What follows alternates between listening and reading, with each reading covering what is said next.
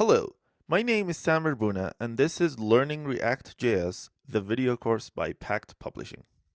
I've started learning React shortly after it was open sourced by Facebook.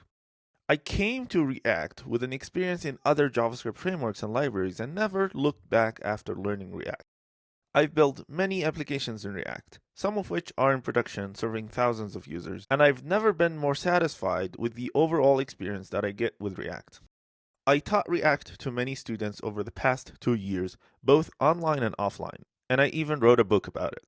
This course is my attempt to put all my experience in working with and teaching React in front of you in a form that I think will work for someone who is just starting with React.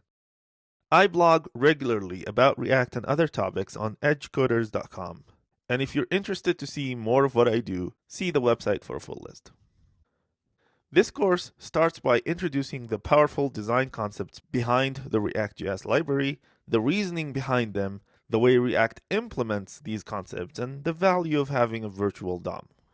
We then talk about JSX and React's declarative nature for describing user interfaces and how we can think about React as a language that bridges a gap between the DOM imperative API and a declarative way to building user interfaces.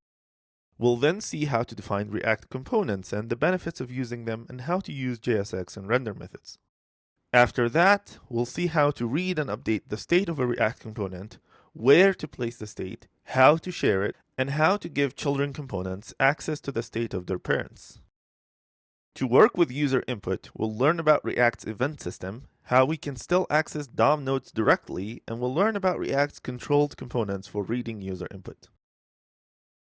In the components lifecycle section, we'll learn about the lifecycle method for mounting, unmounting, and updating events on components. We then dive in and start building an application with React from scratch.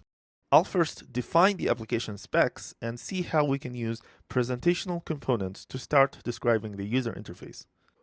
We'll then use stateful components to manage operations on the data, and we'll learn tips about working in a growing application.